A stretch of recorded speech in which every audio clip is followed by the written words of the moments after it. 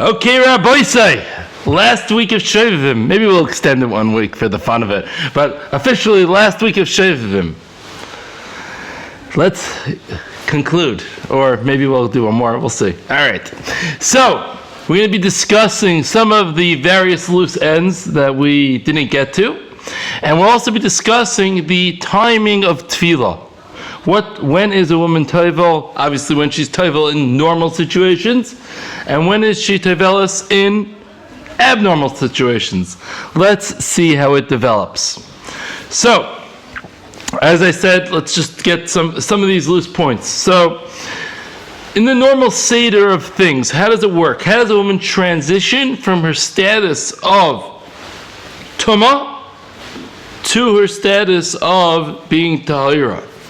So we discussed the other week in Arichas the 5-day waiting period, what that's all about. After she finishes the 5-day waiting period, she does a hefsek. After the hefsek, she starts the Shiva Nikiyim. After the Shiva Nikiyim, she does Chafifa on the last day. Then after Chafifa, she's meant to do Ian, to check to make sure that she has no chatzitzos. And then she does tefillah. She's tovelis, and then she is tahira. Now, what if a woman left out the Ian? She didn't do the Ian, right? She didn't check that there was no chatzitzos. So the Shulchan Aruch says that her tefillah is possible. It doesn't work. She has to be tovelis again. You need Ian. And if there was no Ian done, then the tefillah wouldn't count. However, we're going to see that that's usually very rarely a issue, because and by the way, the Shevet Levi says her next tefillah, just to point out, is with the bracha. It's not just like some, just little chumrah thing. It's a fundamental requirement in order to transition from that status of tumah to tahara, that you need the Ian. You have to make sure that there's no chatzitzas. And the Shevet Levi goes so far to say that if she didn't do Ian, she's tevelas.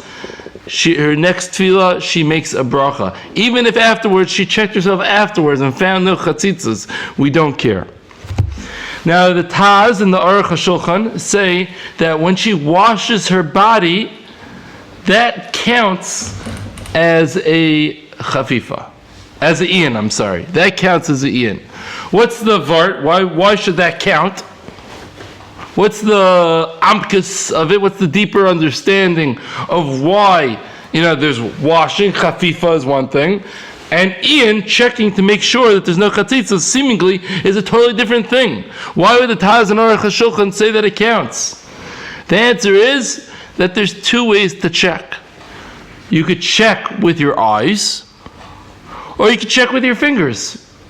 When somebody's washing their body, they're using their hands to clean off the various parts of their body, and while using your hands, if your hand reaches some friction, you knock it off. You get rid of whatever you're bumping into.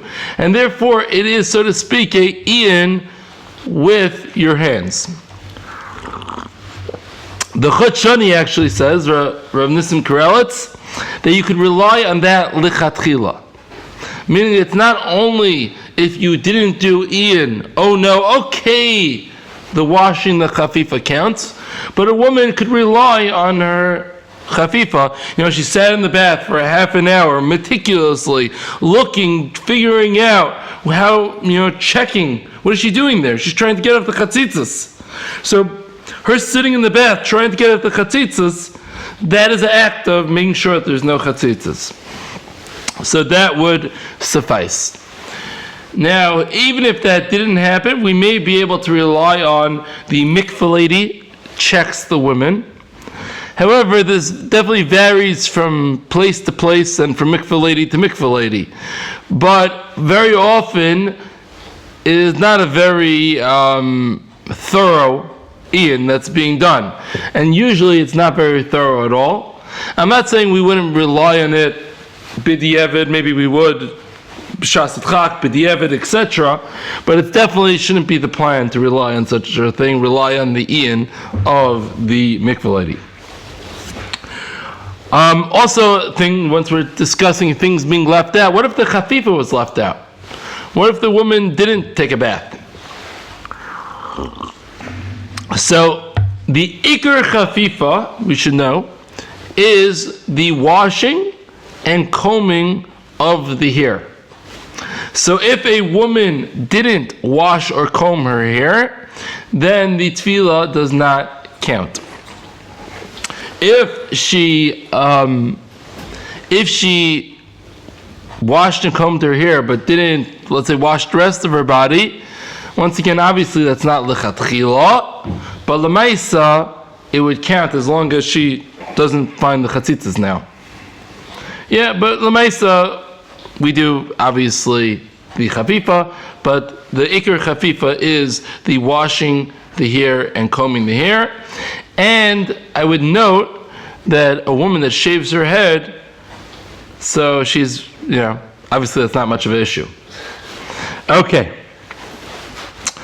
Just another point. I know it just popped into my head. It actually wasn't in my notes, but let me just speak it out anyways.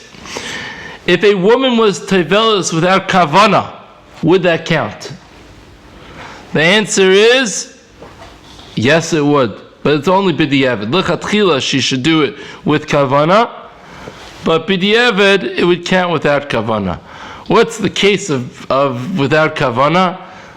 It's going to be hard to figure out. It's going to be difficult that she did the proper chafifa, and the chafifa, the Ian, all that type of stuff. And by the way, my whole Ian vart, that the Ian, it counts for Ian, when you did the chafifa, that's when you did the chafifa. But if she washed her hair and then, not planning on going to the mikvah, then we can't say that washing counts as a Ian. The only washing that we're going to say is going to count as Ian is you sit in a bath for half an hour type of washing. So it's going to be very hard to figure out the exact case, but there's going to be one that's going to be negay in a minute. So, I actually heard a case, very interesting case. A woman, there's a minhag amongst some, I think more Hasidish, that a woman who is in her 9th month, she's tevelis in the mikvah, and then after her goes somebody who's trying to get pregnant. It's a skula for the second lady to be able to get pregnant. And if the lady's in labor, that's even a higher darga. That you put the lady who's in labor, she goes into the mikvah, and following that, you have a woman who's trying to get pregnant. So I heard a case of a woman that went to the mikvah when she was in labor, and it was actually why she was tamei is a whole different story. Right? How she became tamei, whatever it was. She stained on whatever it was. She was tamei. This was her 7th day of the Shiur Nikiyim. Meaning she wasn't really meant to be tevelis at that point, but midiraisa, as we're going to discuss in a little bit, midiraisa counts the tefillah on the 7th day. So, and probably midarabanan it counts as well. It's debatable exactly, but for sure deraisa and probably derabanan it counts as well. It's machlokes rishonim. So now she did it when she thought, right before she was going to go to the hospital, and it was her 7th day, and then she went to the hospital, and turns out it was a false alarm. It was a false labor. Now the shayla is, does she have, and now already by the time that she got back, it was already, the time for her to go to the mikvah. Does she have to go to the mikvah now, or was she already tevelis? It's a geshmak shayla, no? So, the kavanah is not going to be the issue.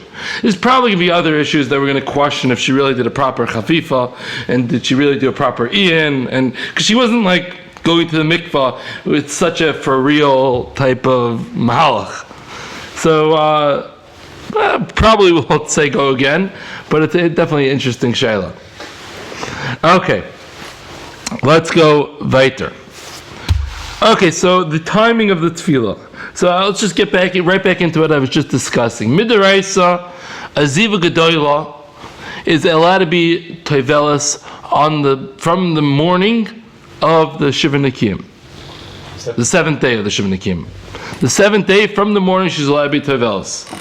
And she's allowed to have midaraisa. She can have tashmish then. However, she's playing Russian roulette. That's what it is. Thank you.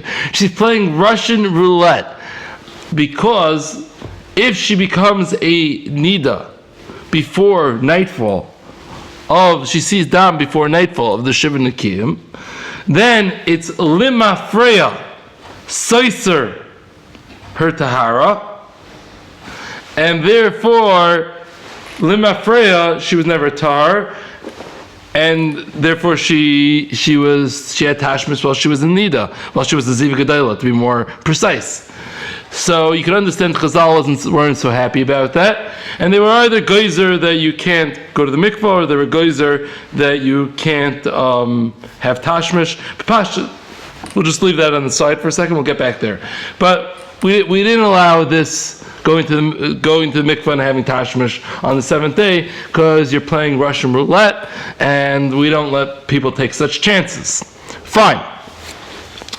So we said that you don't do your tefillah until the night following the Shiva Nikiyim, i.e. the 8th night.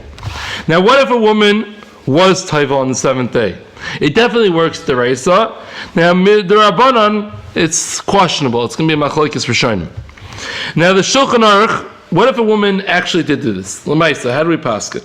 A woman was tevelis on the 7th day.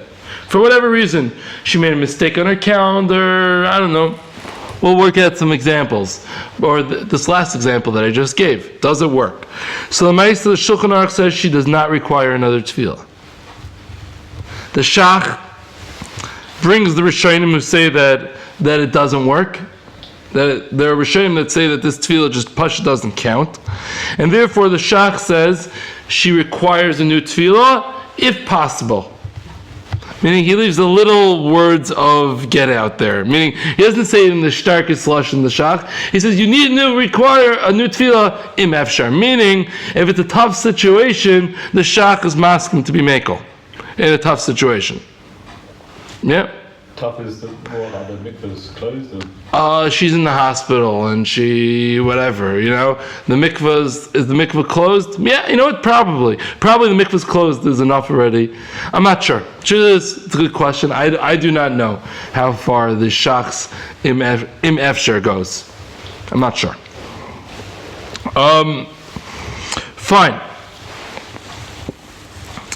There are certain times that we're going to discuss coming up soon where we may allow a woman to be tevelis on the 7th day, but even in those cases, she certainly has to keep it hidden from her husband that she was tevelis. Why? Because the chashash, we definitely aren't allowed to have tashmish before nightfall, so therefore we definitely don't want the husband to know. Now, what about Bein HaShmashis? Is she allowed to be tevelis by Bein HaShmashis? So, no, because Bein HaShmashis we treat as Safek Yom, Safek Laila, and therefore she should not be allowed to be tevelis. The Chamudi Daniel does say that if she was tevel by Bein HaShmashis, she doesn't need to be tevelis again. We're not going to make her do it again. Now, meaning even if it's efshar, even working with the shach, that we are tevelis again in efshar, but if it's already Bein HaShmashis, we don't do it. Now, somebody told me that the Svardim in Yerushalayim are noyeg to be tevelis Bein HaShmashis, no problem. I didn't see it written anywhere, but somebody told me that that's the minog of the Svardim of Yerushalayim. I wanted to ask somebody, ask my local Sephardi Ben Torah if that's true, and I forgot to. So tzarchin, but that's what I heard. I heard that from a non-Ben Torah, let's put it that way, but I wanted to double check that that's like the real deal, but okay. Now, what if a woman can't be tevelis on the night after the Shiva Nikiyim? We call it the 8th night. What is her next time to be tevelis? So the next time that she's tevelis is the 9th night. The night following what we would call the 8th theoretical day of the Shiva Nikiyim. Obviously there's only 7 days, but the following night, which would be the 9th night, following what would have been the 8th day of the Shiva Nikiyim. Why? Why are we going to the night and not the day? Let her be tevelis during the day. Now you might just say, practically the mikvah is not open. She has the keys to the mikvah. Yeah, she's the mikvah lady. She has the keys to the mikvah. Could she be tevelis on the 8th day, or does she have to wait until the following night, which is the 9th night? So we do not let her be tevelis during the day. Why not? So there's a story in the Gemara of, it's called Srach Bita, is what we label the story. Once upon a time, there was a girl who was very nosy into her mother's business, apparently. So this woman was tevelis bayoim. Now, it happened to be, it was the 8th day that she was tevelis, not the 7th day. Right?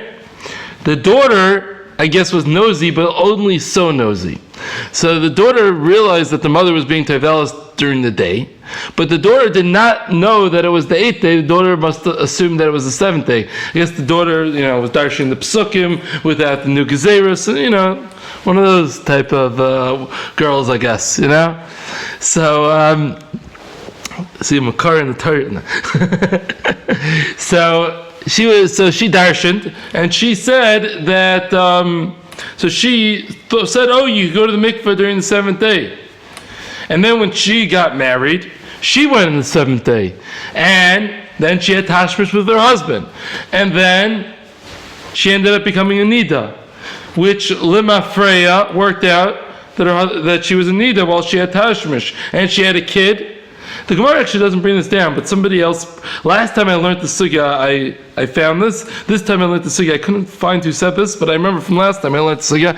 And that kid ended up being a horrible person against the Jews, with gezeros, and he ended up being a very evil person, the child that came from that bias nida.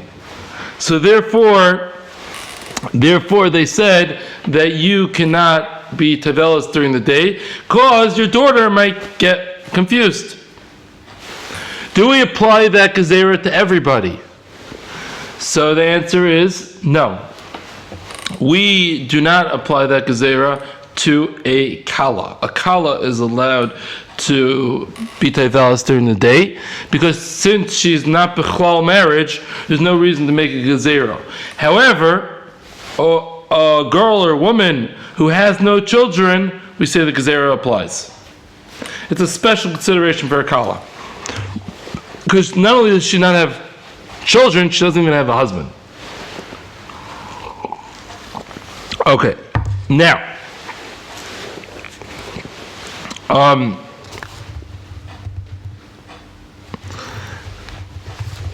what if a woman wants to be tevelis during the day, but at a time that she's only going to get home by night? Right? She wants to do. We're not talking about the 7th day.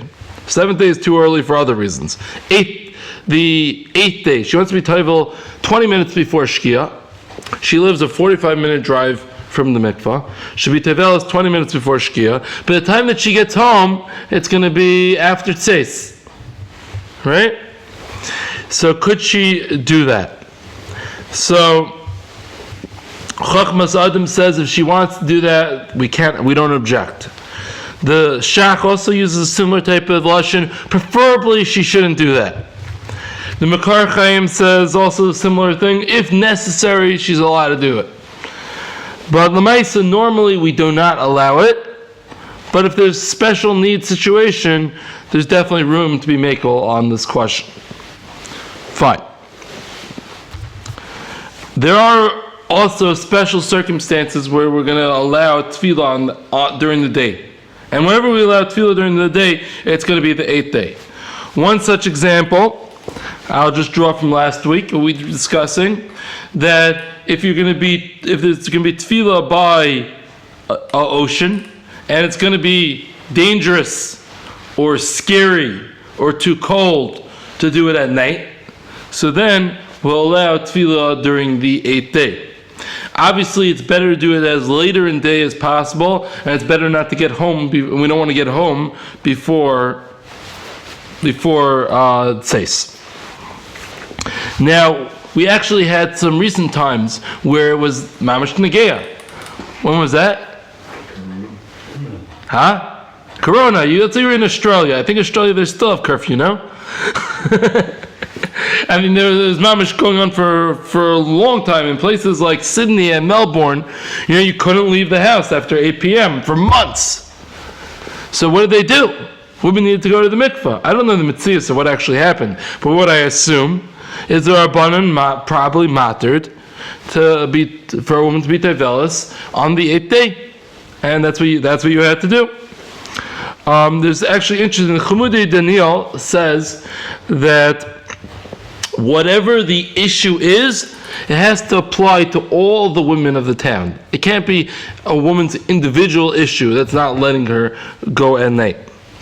Most poskim say that reject this Chumudi Daniel, and most poskim say even if it's an individual issue, we're going to be makel and allow her to go during the 8th day. To note, the Shevet Levi is machmer like the Chumudi Daniel, and the Shevet Levi says she can only rely on tefillah the 8th day if it applies to everybody. And the Chut Shani says we're machmer if she's any case where she's gonna get home before the later time, any case where she's gonna get home before it says, then you need it to apply to everybody. You'll need the Chumudi Daniel that applies to all women of the city. Which, for example, the lockdown applied to all women in the city. So that would be okay. If it's the 8th day already, what's the issue of getting back before it says? Because you don't want the daughter to get confused. Srach Bita. You don't want the daughter to get confused. Now, the question is, what's the svara that it should apply specifically to getting home? Sorry, specifically to this woman, or apply to all the women of the town? The answer is whether you learn Srach Bita as a gezerah only on the daughter, or is it a gezerah that the other women, the neighbor, is going to peek and see what's going on. So if you learn that it's a concern of the neighbor, that's what the Chumudi Daniel is going to learn. And therefore, she has a personal issue that she can't go at night. Sorry, we can't help you, because the neighbor is going to see and think you go during the day. The daughter, this nosy daughter, who's noticing that she's going to the mikvah, also knows that she has an issue. And therefore, we're not concerned. She doesn't know it's the 8th day. She doesn't know it's the 8th day. But we could assume that the daughter that knows that she's going to the mikvah also knows about her mother's personal issue that doesn't allow her to go on the nighttime. Fine. It also, where else does this happen? Sometimes you have a case where a woman is like a 3.5 hour drive away from the mikvah. Right, and it's the summer, country roads, right?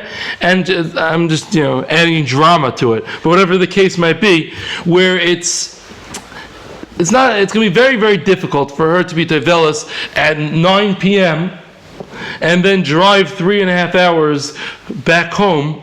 Because she's Chabad Shliach somewhere 3.5 hours away from a mikvah, or she's in whatever island, maybe Huppetsville Island from last week, and she needs to, it's very difficult, so we could be makel in such a situation. Another example is if she needs a flight, right? You will have a situation, I'm not talking about where she's flying to a place where there's 300 mikvahs and it's an hour flight, so then we'll tell her, you go to the mikvah where you land. But let's say she's flying she needs to catch a flight to get to the mikvah, and she lives in Huppetsville Island, and she takes $100 Wizz Air flight to go to the island, right? And the flight times, they have one flight a day, and that flight is at 4 p.m. That's the daily flight to Huppetsville Island. That's the only way in, or the ferry ride, or whatever it may be. So then she will let her go beforehand. Another case that's happened historically is bad neighborhoods. There are places that used to be a frum neighborhood once upon a time, and that's where the mikveh is.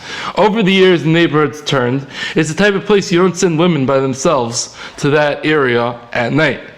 It's just too dangerous. And places that don't have like a parking lot with a gate and the guard and whatever, some small town area or whatever. So there may be places where we can mimater her to do it at day as well. Another cases that might be is this actually brought in the Gemara, not the Gemara, one of the Achronim, I don't remember who anymore, that where everybody will notice. She is not just like one or two people will notice. She works in the store. Yeah, it's a small town. She works in the general store of the small town. Yeah, and this is the one makolet of the moshav, right? And she does the shift from 6 p.m. to 12 p.m. every single night. She's that type of worker. She's there every night. Not the type that sometimes misses for this and sometimes misses for that. She does not miss. And anybody that walks into that store at 8 p.m. and she is not there, everybody's going to be like, I get it. So in such a situation, we may be able to be makel. But this is not. We're not going to be makel because somebody's mother-in-law is going to have a chashash. For that, we won't be makel. But it's the type of thing that everybody's going to understand. The whole town's going to chop. Then we will be able to be makel in such a situation. Another thing is that happened historically is places that it was too cold. There are places, they didn't have heated mikvahs in certain scenarios, in certain places. Going at night, it was just sakana, too uncomfortable, too whatever, places in Europe, whatever. So there were also heterim to go during the day. Now, all these cases we should try to conceal from the husband and certainly have no tashmish before day. Now, there are certain cases where tefillah on the seventh day will be permitted, and in these cases, obviously, she can't return home before nighttime. The Chassam Sofer says not only she can't return home, she can't return to anybody's home in the city. She can't go to any neighbor's house. She can't go into a house. She has to be in a public area before nighttime. There's a chashash that she's going to bump into her husband in one of these places, and then it could lead to tashmish. The Sholem Eshiv is not as concerned as the Chassam Sofer, and he says, if there's kids at home and there's people at home and things going on, then she could go back home. L'maisa, we're machmer. We're not going to rely on the Sholem Eshiv. There's a big heter of Moshe Feinstein that when you learn this sugya, you would not come out with this heter. You would not be makel like this. So Moshe was talking once again about our good old bungalow situation. Yeah? And Moshe paskined that a lot of these bungalow colonies, most of them, do not have mikvahs on premises. I don't know if it's still the case. I assume it's still the case that most of them do not have mikvahs on premises. And so you had to drive to go to the mikvah. What happens if Leil Tefillah is Friday night? So if you would have asked me, I would have said, go on Matzah Shabbos. Moshe said, what to me is a big chiddush. Moshe was mater the women to go on Friday to the mikvah, go 45 minutes before Shabbos, whatever it is, to go to the mikvah, and then pull in to the bungalow colony 2 minutes before Shkia, pull in right before Shkia into the bungalow colony, and go to your house. By the time you go to your house, the husband's already going to be at shul. So once the husband's at shul, it's like the husband's in a different city. He's in shul. Nobody would ever walk out of shul, right? And then she could go home. And it's okay. So just a couple of chedushim over here. First, he's allowing tefillah on the seventh day, which, as I'm going to explain to you in a minute, the rest of the poskim, you need usually a bigger b'shas tzadchak than this to allow the seventh day. So she's allowing the seventh day. He is allowing her to come back to the city before Shkia. He's allowing her to even come to her house, her bungalow, before Shkia, because of a svara that since the husband is in shul already, because he obviously got the mincha on time, who wouldn't? So, since the husband's out of the house already, therefore, it's okay. And we're going to treat that like a different city. So it's quite a chiddush, but the Maisa Rav Moshe is matter that. Somebody just told me that in St. Louis they used to have this type of situation. I think the neighborhood shifted. And it was like a 2-hour walk or something like that to the mikvah, through not the best neighborhood probably. And the Rav Paskin liked this Rav Moshe. So I thought it was a little chiddush. And he allowed the women to be tevelis Friday before Shabbos, drive back to the neighborhood, but the Maisa, the Vard is Rav Moshe is Rav Moshe. So anybody who wants to, if somebody wants to rely on Rav Moshe is Rav Moshe. And there's nothing, you can't. I would just find the timing to be extremely tricky, because You don't want to be Michal Shabbos also. Also dealing with candle lighting and, to get the exact time. I mean, he already left, but you still have time to light candles. And you usually don't have somebody to call. Like, did he leave the house yet? Right? Unless you have somebody in on it. They're not picking up right before Shabbos. It's very difficult. I agree. So, but Lamaisa, as I said, if somebody would ask me, I would be very reluctant to paskin with this Rav Moshe, because it seems to be neged the general sugya. But once again, Rav Moshe is Rav Moshe. I thought to myself, Rav Moshe didn't write this, as far as I remember. But I was thinking maybe there's another element as to why Rav Moshe was matter. Because Rav Moshe was talking about Bungalow Colony. The Bungalow Colony, the Metzius was, maybe it's a slightly different now, but definitely at that point, the men were home for 2 nights. It used to be most of the time the men came in on Friday. They were there Friday night and Matzah Shabbos. And Sunday night they would already be driving back so they could get to work Monday morning.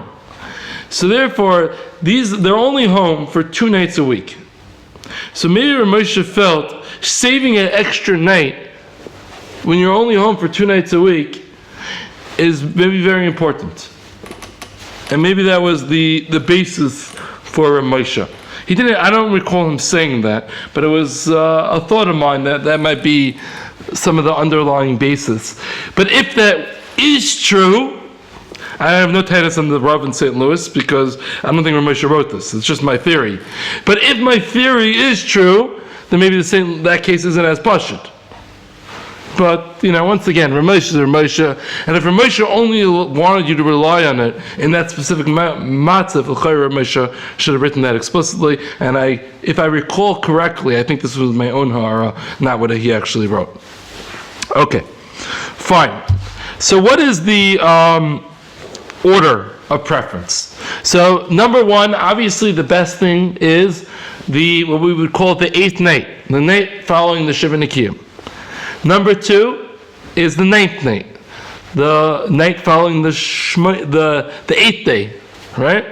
Number 3 option is go back earlier day, the 8th day, right? You're supposed to be toivel the 8th night, the following day. Number 4th option is the 10th night. That would be the night, following that means you're 2 nights late. The following option would be the day of the 9th, which would mean that's earlier, a day earlier. That means a day and a half late. And if you can't get those, then you go for the 7th day. So 3 days late is You do the 7th day versus 3 days late. 7th, 2 days late. This is where most poskim line up the stats. If you'll do it 2 days late rather than doing it on the 7th day. But obviously Rav Moshe was much more makel than this. He was allowing you miss for 1 night, do it on the 7th day. But once again, I have my theory which might explain that. Fine. Now, in special cases, there might be additional kulas. For example, in a case where a woman is missing her ovulation, potentially, or the husband's leaving town, going on a 2-week business trip or something like that. So there are going to be cases like that where there will be room to be makel. But in general, just a general point, as we probably know, the mikvah is not meant to be pushed off. We should not generally push off the mikvah stam. Now, what if the husband's out of town? The husband's going to be on a business trip. Does she go to the mikvah anyways? So the minhag is that she does not go to the mikvah if the husband is not in town. She shouldn't push off her hefsek. It's better that she does the hefsek when she was supposed to, when she could. Counts the shiva nikiyim, but she isn't tevelas if the husband's not in town. Why? Something to do with shadim and that type of stuff. She's not tevelas. Now, what if the husband is going to come back the next day, right? So the husband's coming back the next morning. Could she be tevelas? Because she might as well be tar when the husband comes home. So she could, but she should do there's some eitzes given, and I forgot the name of the sefer, of what she should do to ward off the shadim and all that type of stuff. She either sleeps with a baby in her bed, or she sleeps wearing one of the husband's articles of clothing, which obviously you have to avoid any begadish issues. So you wear a regular undershirt, which isn't so defining, men, women, whatever it is. So she wears his undershirt or something like that. Or, I remember when I learned this with Nisan Lachman the first time, Nisan Lachman's favorite, or she sleeps with a knife under her pillow. So she uses one of the eitzahs, each to their own. I'm not here to judge which eitzah is better than others. And she uses her eitzah of choice to ward off the shadim. Fine. Fine. Or another, by the way, variation of that is, let's say the husband's coming back 10 minutes before Shkia on Erev Shabbos, and you're at a place where there's no Friday night mikvah. That would be just another slight variation of that, where you're going to go the night before. Fine. Now, one shouldn't delay mikvah just because parents or in-laws or one other friend is going to find out. It's part of life. And so, we don't go and tell them. But if they find out, it's part of life. But as I said previously, if it's the type of thing the Rabbim are going to find out, she's going to show up 10 minutes late to the Pesach Seder without makeup and with the 35 extended family there with her wet hair and no makeup, and where were you for the last half an hour? And she doesn't want to do that, then we'll be able to push off the mikvah. But if it's just the in-laws are going to find out, that the l'chayr is not a reason to push off the mikvah. Somewhere in between, you ask a shayla. The Ramah brings down that the mikvah should be kept quiet. It shouldn't know about it. And for somebody that lets other people know about it, the Ramah has a very beautiful bracha. He says, "Ar sheichev im behema," for the one that lets other people know about the mikvah. So obviously, it's something that needs to be kept quiet. But as Ramosha points out, that this curse of Ar sheichev im behema is talking about somebody that publicizes it. If somebody else found out, then this Ar sheichev im behema doesn't apply. Obviously, you don't tell people, but if somebody finds out, they find out. It's not like, oh, can't go to the mikveh or something like that. It's just that you don't publicize it. Okay, some more loose ends that I wanted to put out. What if the mikveh lady is not so from? Remember we discussed the week that there's a chiyuv to have a mikveh lady, to make sure that the main focus was to make sure her hair went in. What if the mikveh lady is not from? Not Shomer Shabbos. That sounds like a little bit of a wild thing, but apparently it really exists. Like there's in Eretz Yisrael, you'll find some like moshavs somewhere, especially if they're Sephardi, where you'll have that women are going to the mikvah, and it's a local lady from there who's the mikvah lady, and she's not really so from, and she goes, and she's not really so Shomer Shabbos even. Does that count? Is that okay? So what do you think? Should she have nemanis? Usually we say Mechal Shabbos doesn't have nemanis. Might depend whether it's Mechal Shabbos per Hesia or Mechal Shabbos in private. So there was a story that came up. It was a big hack. What's his name again? Rav Elyashiv's son-in-law. He has Achashalti. You know what I'm about? What's his name? The What If books, the Achashalti books, Vaharivna. Son-in-law from Rav Elyashiv. What's his name? I can't remember his name. Okay. So, a very geschmacky yid, very huge Talmid Chacham. So he said over a story, a shayla that he was asked once. It created a big hack at a point. There was a woman that showed up to the Mikva in Tel Aviv, a frum lady. Showed up to a Mikva in Tel Aviv on Friday night. And she was too late.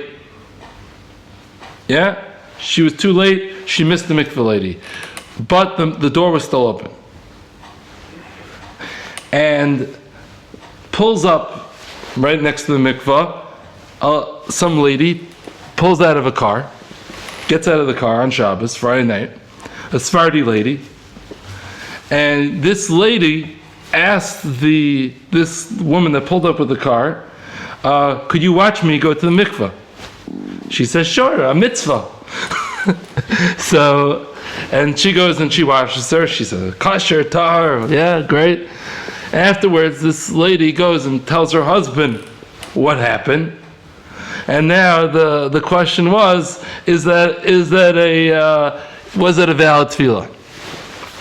So it was a big hack. So this, I forgot what his name is now, but he brought it to Rav Elyashiv. Rav Elyashiv was still alive. This is an old story, 20 years ago, 25 years ago. And Rav Elyashiv paskined that the mikvah, that it's beseder. Now, just a little, he says, since she's Sephardi, it's beseder. Meaning, if she was Ashkenazi, this lady, he wouldn't have been mattered. But since she was Sephardi, he mattered. Now, you got to get a little background, which isn't written there, to understand. I don't know exactly the story nowadays, but at least 25 years ago, most Sephardi women, even if they weren't from in this country, went to the mikvah. Even if they were Mechal Shabbos, they went to the mikvah. The Ashkenazi, not from people, don't. They didn't care. So Rabbi Yasha Paskin, since she probably cares about mikvah, therefore, klape mikvah, she has nemanis. And therefore you could rely on her. Now, by the way, in the mikvah in Nachlot over here, there's lots of not from women.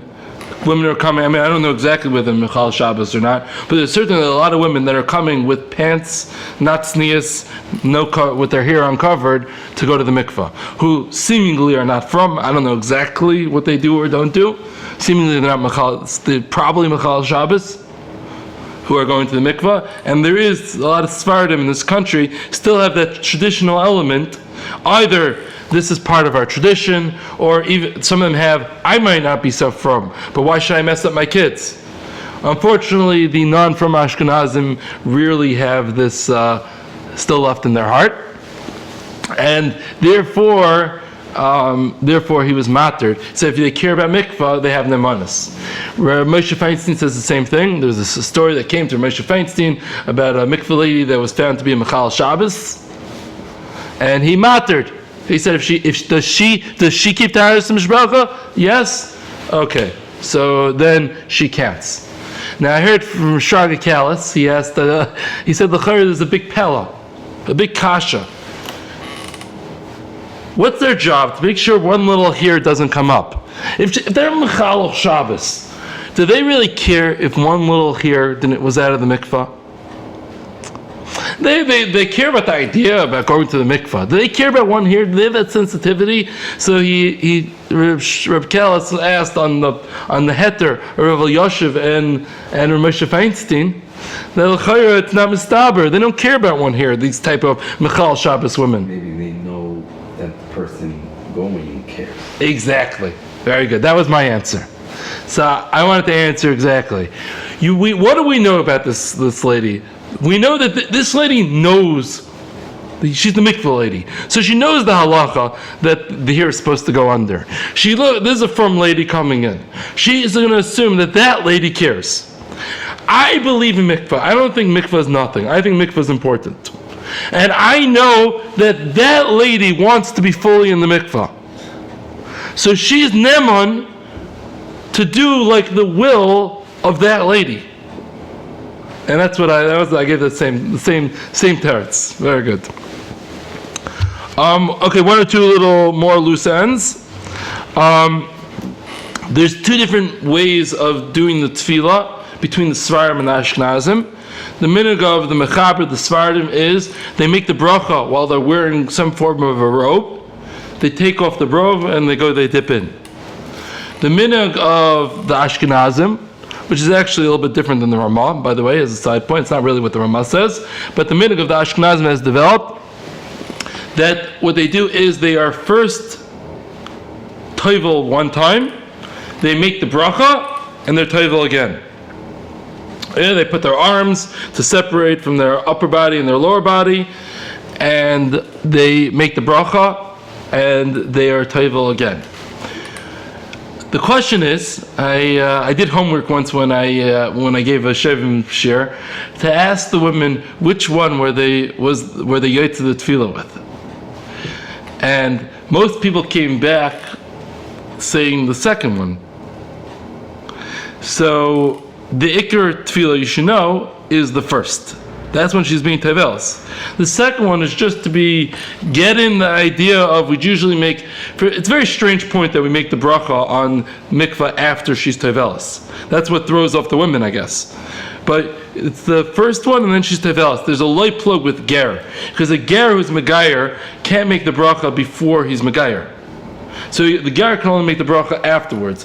So it's a very strange idea if you think about it. But we're light plug every time that a woman goes to a mikvah up to the ger. I would have never made such a light plug. You see, the mechaber didn't go with it. But l'maisa, that's why we do it. So, but the main one, there's kinds of mitzvahs tzrichas kavana. The woman has somewhat kavana, and the whole concept is mikvah. The chayre, it's okay. I'm not here to passel everything, but lichatchila, she should have kavana on the first dip. And you can have both dips if you want, but definitely the first dip, she should have kavana that this is the mitzvah, als mitzvah strikas kavana, because that's the ikar. Okay, one or two. What does the Ramah say different? The Ramah says that she first is toivel, then makes the bracha, and then it's toivel again. The Mechaber says she makes the bracha and then she's toivel, toivelis. But you said before the Ramah says different than... Oh, what does the Ramah say? Sorry, I just told you the Ashkenazim. The Ramah says that she dips while her feet are still in the water. She gets herself redressed a little bit and makes the bracha. But since we are noig for the second dip after the bracha, which the Ramah doesn't bring down the second dip after the bracha. So since we're noig the second dip after the bracha, we're not going to make her get dressed with her feet in the water, make the bracha, and then get undressed again. It's too much of a to do, and we don't go that way. Now there's all sorts. What did still have her feet in the water? Something to do with overlast the Oslan, or the feet in the water? Yeah, there's some form of correct. It has something to do with she's still mechuber to the mitzvah, which is a little bit hard to understand, but there's something about that. There are cases in mikvahs, derech agav, with the guz asik of the person that sells the foot in the mikvah to be mashlim the share of the 40 sa. You know what I'm talking about, right? Fine.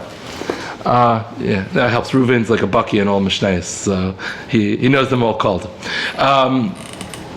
So the Maisa, that is that. One or two loose points, something interesting. I'll tell you an interesting heter of Moshe. So they asked, some want to say that this is mamash a psak, some want to say it's a feel good. I'll let you the Moshe rates it as a psak. I'll let you judge accordingly. There's an issue of the Gemara says bnei nidos are going to have bad midas. So what about the children, the Baalei Tshuva? Should somebody marry a Baalei Tshuva? Nobody wants to marry somebody with bad midas. Your pogum with bad midas, because the chayra, if somebody's parents weren't religious, so the chayra they're bnei nidos. And therefore, how could why would somebody want to get involved with a Baal Tshuva or Baal Tshuva? So Moshe writes, this is how L'maisa, definitely in the Litvish world, this is how the whole Litvish world has taken on.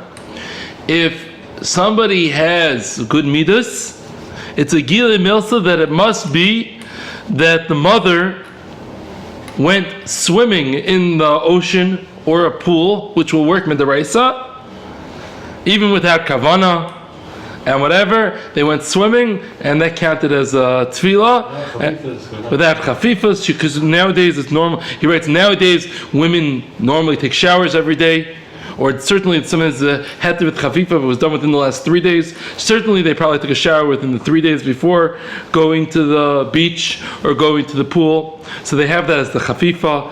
So they didn't have kavana, b'diavad, we're okay without the kavana, and therefore you could assume that's what happened, and they don't have a din b'nei nidus. And Ramosha says it emphatically. And that's the way that the Litvish world takes on. The Hasidic world wasn't as quick to accept this. I don't think the Satmar Rav was so, he thought it was a stretch. From what I heard, I didn't see it inside, but from what I heard, he thought that this was a stretch. Where Moshe goes with this very strong. One more little point, an interesting point, is about let's say you're dealing with, I hear this as this is for a kiruv situation. You have a woman who's a machal Shabbos, Eichel Trefus. Yeah, some Rebbetzin gives some shir about Tahara. And she says, oh, that sounds like a nice idea, going to the mikvah. What do I have to do? Now, if you tell her, listen, there's the hefsek, then you got the shiv and the kiyim, and remember, only wear white, and do two bedikas a day, and then it's not happening. I'm talking about, she's a Mechal Shabbos, Eichel Trefus, she heard a nice shir. What do we tell her to do? Obviously, we work eventually, in a couple months, hopefully she'll be holding somewhere, I don't know. But for today, she tells this Rebbetzin who gave her this nice shir, I want to go to the mikvah, like that Jewish purity that you're talking about. What do we tell her to do? So what we tell her is, we're not going to get her with midrabanan, it's not going to work. But at least let's get her midaraisa. So, Pashas, she's a nida, not a ziva, as we discussed that previously. So she's probably a nida, not a ziva, so she probably does not need shiva nikiyim. She just needs to wait 7 days from when her period started. So we tell her, wait 7 days, count 7 days from when your period starts. And also, let's keep in mind, most women, even in the secular world, are not having tashmish when their period is flowing. So wait 7 days from when your period starts. Then get there either before Shkia, or if you want to make her Rabbeinu Tamnik, you can do that also before Rabbeinu Tam's Zman. Let her do a hefsek. Take this cloth, you clean out inside. She doesn't need to even chop exactly what's going on. And then after Shkia, until you do this before or after regular, or before or after Rabbeinu Tam, then after Shkia, she's tevelas. Yeah, you tell her to take a shower, by the way, in the mikvah. That's part of the process. That would be her chafifa. That would be her iyan, Take a shower, make sure you're clean, and she's tevelas afterwards.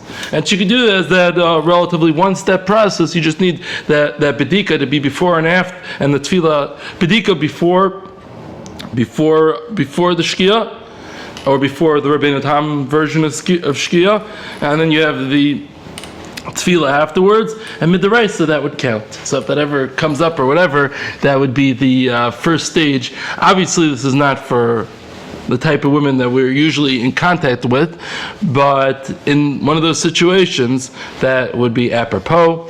Shkoyach for listening, and we'll figure out whether we're doing next week or not, because it's always a machlokes whether you end after the Matzah Shabbos Yitzroy, or do you end Matzah Shabbos Mishpatim. So we'll talk about it. Thank you for listening.